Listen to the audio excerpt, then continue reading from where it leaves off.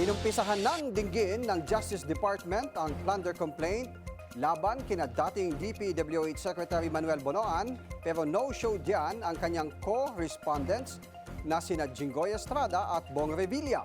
Humingi naman ng dagdag na panahon ng NBI para pagtibayin ang kanilang mga reklamo. Si Isaiah Mirafuentes sa Politico Update. January 27 nang padalhan ng sabina ng Department of Justice sina Senator Jinggoy Estrada, detained at dating Senador Bong Revilla Jr. at dating DPWH Secretary Manuel Bonoan. Kabilang rin sina former DPWH Regional Director Gerard Opulencia at former Bulacan 1st District Engineer Henry Alcantara. Ito ay kaugnay sa reklamong plunder na isinampa sa kanila sa DOJ.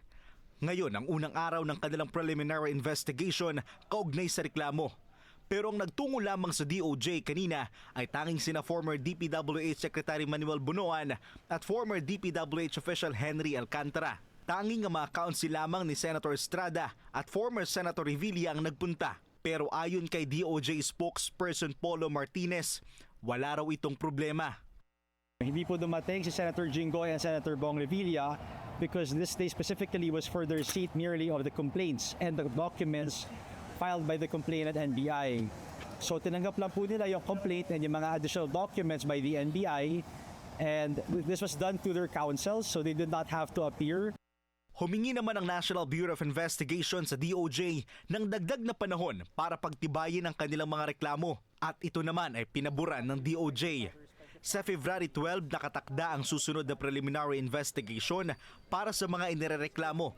Dito inaasahan at kinakailangan ng humarap ang lahat ng mga respondents, at sa araw ring iyon inaasahan na magsusumite ng counter affidavit ang lahat ng mga inirereklamo para kontrahin ang kanilang mga kaso.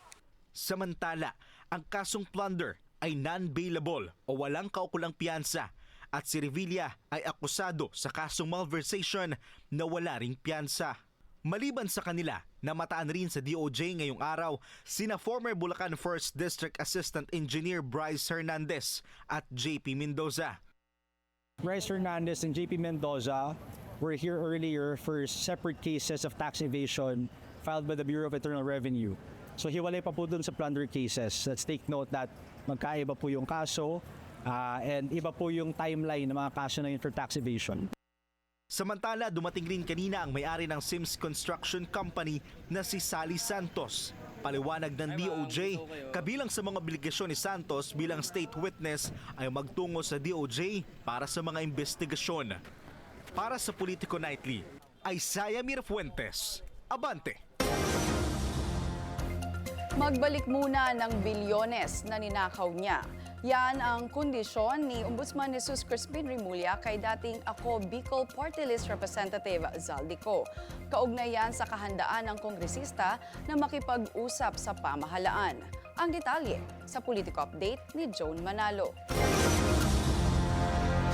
Hiningi ni Ombudsman Jesus Crispin Remulla sa kampo ni resigned Ako Bicol Party List Representative Zaldico na ibalik ang bilyon-bilyong pera sa gobyerno para raw patunayan ang kanyang intensyong makipagtulungan sa mga otoridad. Kinumpirma ito ng Ombudsman sa isang panayam sa forum ng Foreign Correspondents Association of the Philippines sa Maynila. Matapos niyang idetalye ang umano'y pamamagitan ng mga intermediary sa kanilang pag-uusap. Sabi ko nga, basta restitution, pag-usapan kagad. Kasi kung talagang willing kayo, then magsauli kayo. May kaibigan ako na, kaibigan ng mga pare. Tapos, sir?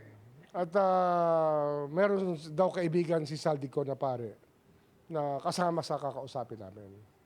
Yun.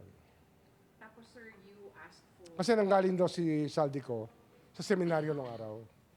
He was a seminarian. So, yung classmate niya na naging pare, yun ang nag-broach ng idea. Pero pangatlo na itong kausap ko parang third source na. Pangatlong tulay na yun. Dagdag din ni Remulla, wala naman daw hinihinging kondisyon ng kampo ni Ko ayon sa mga namamagitan sa kanila at sa mga grupo ng pare. Pero handa siyang makipag-usap sa kampo ni Ko kung kinakailangan. Sa akin kasi, kung pwedeng pag-usapan na. Kasi ano to limitadong oras natin dito Dapat matapos kagad yung ganitong problema. Kasi bitin na bitin ang bansa natin Nasa bingit tayo ng kahirapan dito pag hindi natin inayos to. Tingin din ni Rimulya, nakarating na sa kampo ni Ko ang hiling niyang magbalik na ng pera ang dating kongresista. Sabi ko naman sa kanila, dapat yan ang una nating isama sa usapan. Ano yan? Makikipag-usap ka, wala kang kasalanan, tapos wala kang bibigay, wala kang isasole. Anong pag-uusapan natin? Nauna nang sinabi ni DILG Secretary John Vic Rimulya na may mga nagpaparamdam nga sa kanyang nakakatandang kapatid mula sa kampo ni Ko at nais daw nitong makausap ang ombudsman. Kaugnay naman ang petisyon ng kampo ni Ko sa Korte Suprema na ipawalang bisa ang ombudsman resolution nito, naniniwala si Rimulya na hindi ito aaktuhan ng High Court. Hindi, at tingin ko, hindi. Yun nga kasi fugitive from justice. Hindi mo siya. Ang sinasabi lang ng Supreme Court dyan, kung nakakulong ka, may karapatan ka. Pero kung ikaw tumata ka sa batas, wala kang karapatan. Di ba? Nauna nang sinabi ni SC spokesperson Attorney Camille Ting na isasama sa agenda ng Korte Suprema ang petisyon ni Ko na maghain ng temporary restraining order sa ombudsman resolution na kasuhan siya. Sa ngayon naman ay wala pa raw nakikitang dahilan si Rimulya para gawing state witness si Ko at wala pang diskusyon tungkol dito. Joan Manalo, Billionaire News Channel. Yan po ang ulat ni Joan Manalo, kaugnay ng Justice Department at yung kanilang panawagan kay Zaldico na ibalik muna yung mga bilyones bago makipag-usap o makipagnegosasyon sa pamahalaan.